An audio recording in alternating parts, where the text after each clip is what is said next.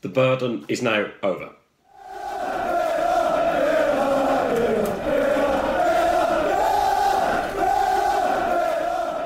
Aston have finally won an away game on Sky for the first time in 27 months and only our second victory in the whole of 2016.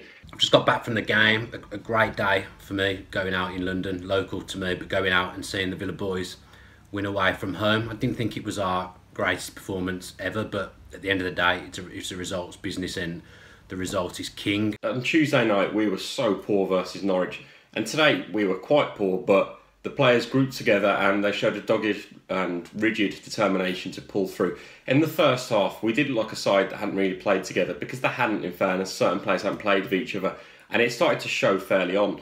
But we managed to pull through. The penalty we did miss, it was an awful penalty, and I must admit I thought Jonathan Kodjia's head would drop when he missed that penalty, but he didn't. He carried on going for it, and his exuberance to just keep pushing himself and keep going, and his attitude was first rate for that whole game. Many players would have dropped their head after missing a penalty, but it wasn't the case for Jonathan Kodjia. Kodjia did well to bounce back and grab the goal. I think he caused that Joel Lynch problems all day. I think he was too good for him, to be fair, and that turn, and then I think we perhaps got a little bit lucky with a potential handball and what looks like a goalkeeping error as well. But it's good for Kodjia because he hasn't now had too much time to dwell on a penalty miss before he's put the ball in the back of the net, and obviously he's such a key player for us, about to go off to the African nations. It's important that he bags a few goals before he leaves, and so obviously scoring the winner against QPR, us winning away from home, that's the perfect thing for him to do. Moving further on, as I have touched on the midfield, I thought that Jedinak was absolutely superb in the middle of midfield alongside Gary Gardner.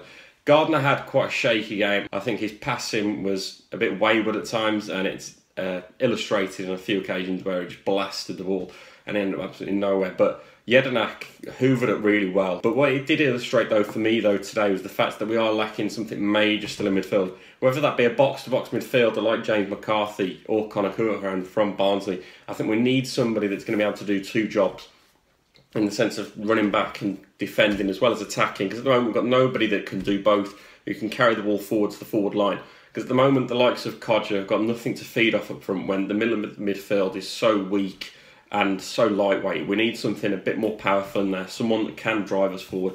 We've got the defensive situation covered in the sense of Mili Jedinak, but we need somebody that can do the other bits as well, because Jedinak hasn't got the legs in him anymore to be able to do both jobs and manage to go backwards and forwards. I thought Nathan Baker was absolutely magnificent. I mean, he headed everything, and I think now it shows what a massive player he is for us, because without him at the back, we look like we're at 6s and 7s at times. I thought the whole back four actually were pretty good today, but Baker and Chester as a partnership, I don't think you'll see many better in this league. Chester's a Rolls Royce. He's definitely too good for the Premier, for the Championship. But Nathan Baker was exceptional, and I don't know how he's not picking up the Sky Man of the Match award this afternoon, actually, because I thought he was unbelievable, and I can't tell you how highly I think of him. I mean, he was not always a fan's favourite with the Villa crowd in his early days, but he's matured into a very good centre half. In the middle of there, though, you've got James Chester and Nathan Baker. They're absolutely brilliant. They're brick walls for us, and literally they are two brick walls. Just shove them there, and nothing looks like getting past them. Jordan Amarvi at left back was absolutely immense again. I think he's in the best form we've seen him in, and it's no surprise the likes of Marseille, Birmingham and Everton and Liverpool, all these sides, because he's been absolutely first class for us recently. Down that left wing, his delivery has been brilliant. His defending has got improved tenfold under Steve Bruce when it comes to tracking back, and he's excellent. Going into goal, it surprised me that Pierluigi Galliani was dropped, but I must say Mark Bum was everything that I didn't expect him to be today. There's a few occasions where he came for crosses, and if it was in Galliani's hands, I don't think he'd have caught the ball like Bum did. I think Galliani would have parried it a few occasions, but today we saw in the second half, especially later on, Mark Bum put his body on the line, and he didn't have much to deal with, but when he did have something to deal with, I thought he was brilliant.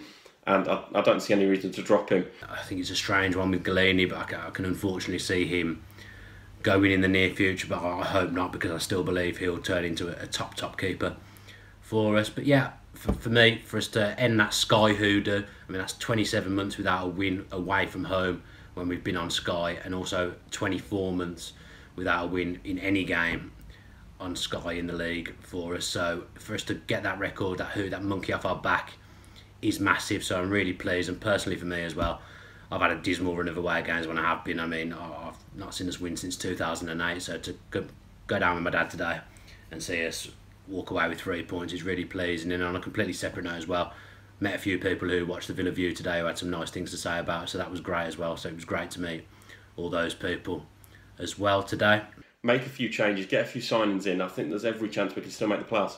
We're now 6 points off. Today, we did get lucky at times, but we deserved that win. We rode out our luck. We shut up Ian Holloway. What more could we want? 3 points on the road. We've got rid of all those hoodoos. Let's move on. Let's get some more points on the board.